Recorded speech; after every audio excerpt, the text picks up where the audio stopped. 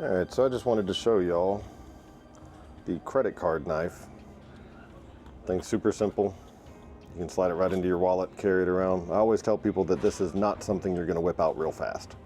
But to use it, all you're doing, you turn that, flip your blade out, like so. Alright, close this part down, flip this part over it, and snap it into place. And that is pretty much it. I mean, it's a knife. It's not going to be anything, like I said, that you're going to get out really fast or, you know, do a whole lot of work with. But if you just need a knife to cut something, it'll do the job. And yeah, that's about it.